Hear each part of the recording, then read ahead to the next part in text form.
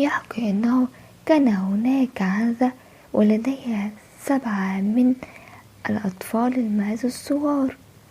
وفي يوم من ذات الأيام ذهبت لتحضر لهم الطعام من الغابة، وقالت لهم قبل الذهاب: يا أحبائي الصغار، احذروا من الثعلب المكار، لو دخل إلى البيت سوف يأكلن جميعا. فتذكروا أن الثعلب ذات الصوت الخشن أوفر ولونه أسود.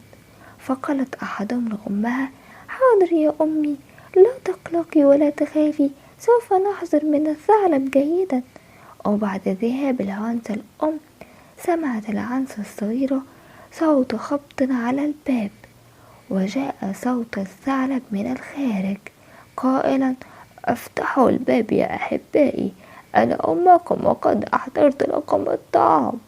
فأجابت من الداخل إحدى عنزات الصغيرات قائلة: أنت ليست أمنا، أمنا صوتها جميل وناعم، أنت الثعلب المكار وصوتك غليظ وخشن. فقال الثعلب المكار في حيلة لكي يجعل صوته ناعم، فذهب إلى المكتبة وأحضر قطعة من الطبشور وقام بأكله، وقد أعتقد أن صوته سوف يصبح ناعم وجميل مثل صوت العنزة الأم. وذهب عند الخباز وقال له أن إصبعه قد أصيب ويحتاج أن يضع عليه القليل من الطحين، وذلك لكي يصبح لونه أبيض مثل يد العنزة الأم. ففكر الخباز أن الثعلب المكار يعد حيلة لكي يخدع بها أحد، فقام بوضع الطحين الذي طلبه وهو يرتعد من الخوف، وضع على يده وقدميه. ثم عاد مرة أخرى الثعلب المكار لبيت العنزات الصغيرات وخبط على الباب ثانية، وقال بصوت أشبه من صوت العنزة الأم: يا حبيباتي يا حلوين، افتحوا الباب، أنا أحضرت لكم الطعام.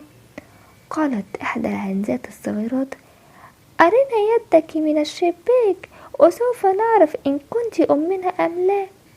فأراهم الثعلب المكار يده، فاطمأنوا وفتحوا الباب ودخل عليهم الثعلب المكار.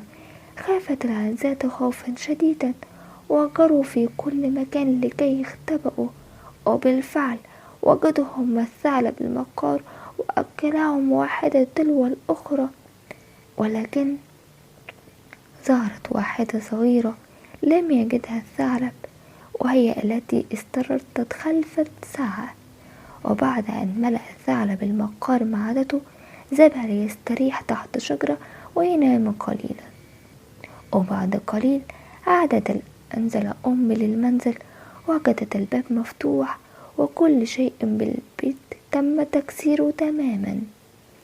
راحت تنادي على أبنائها الصغار ولكن لم يجبها أحد، ولكن سمعت صوت العنزة الصغيرة ترد عليها أخيرا وهي تبكي قائلة: أنا هنا يا أمي، أنا هنا، أنا مختفية هنا تحت الساعة.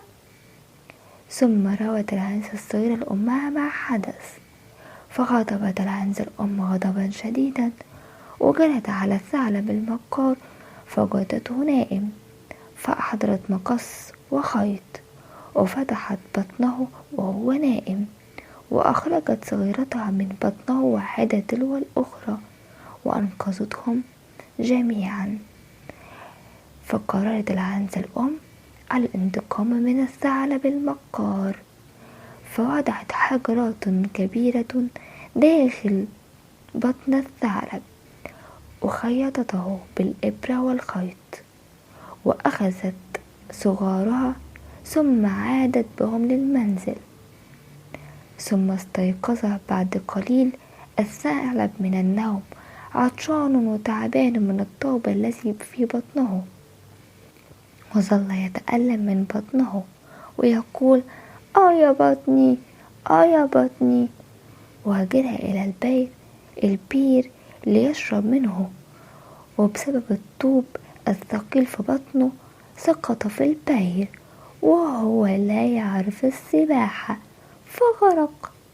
ولما خرجت العنزة الأم مع صغارها ليذهبوا للشرب من البئر، فشاهدوا الثعلب الغرقان، فرحوا فرحا شديدا، فقد أخذ الشرير جزاءه.